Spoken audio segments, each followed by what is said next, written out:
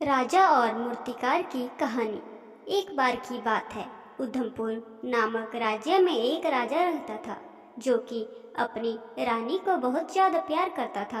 राजा अपनी रानी के बिना एक पल भी नहीं रह पाता था।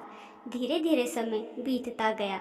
राजा रानी दोनों बूढ़े हो गए, लेकिन उन दोनों के बीच प्यार और बढ़ता गया।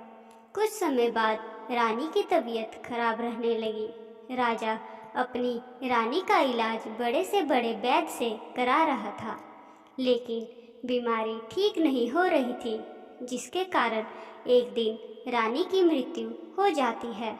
उस दिन से राजा बहुत दुखी रहने लगा।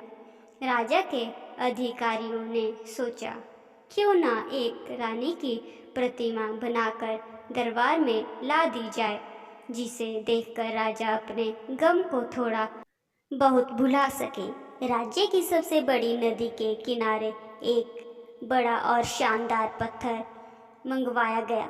इसके साथ ही पूरे राज्य में यह घोषणा कर दी गई कि इस पत्थर से रानी की प्रतिमा जो कोई भी बनाएगा उसे 100 स्वर्ण मुद्राएं दी जाएगी।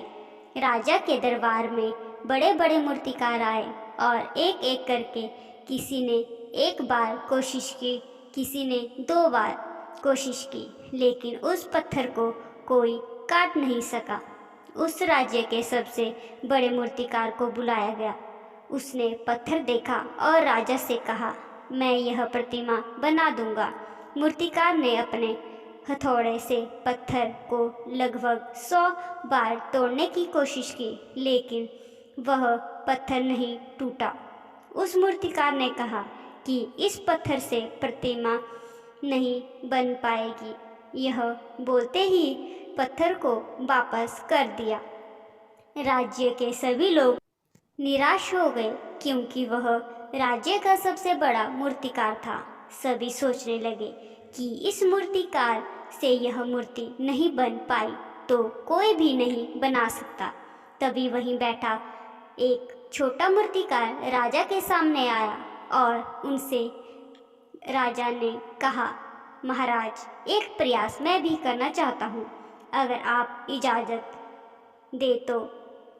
राजा ने सोचा कि चलो इसको भी एक मौका दे दिया जाए। उस मूर्तिकार ने जैसे ही उस प्रतिमा पर अपनी पहली हथौड़ी मारी, पत्थर टूट गया और वह धीरे धीरे रानी की प्रतिमा बनाने लगा। राजा ने सोचा, काश राज्य के सबसे बड़े मूर्तिकार ने हार ना मानी होती, एक और कोशिश की होती। लेकिन अगर मूर्तिकार ने नजरिए से सोचे तो क्या प्रयास का कोई अंत होना चाहिए या फिर अंतहीन प्रयास करते रहना चाहिए। यह बहुत ही विचारणीय विषय है, जिस पर अपना अपना अलग अलग मत है। आपका क्या मत है, हमें ज़रूर बताएं। शिक्षा हमें कभी भी हार नहीं माननी चाहिए। हमें यही सोचना चाहिए कि एक और प्रयास करके देखना चाहिए। आपको हमारी कहानी कैसी लगी ज़रूर बताएं और लाइक और सब्सक्राइब करना ना भूलें। धन्यवाद।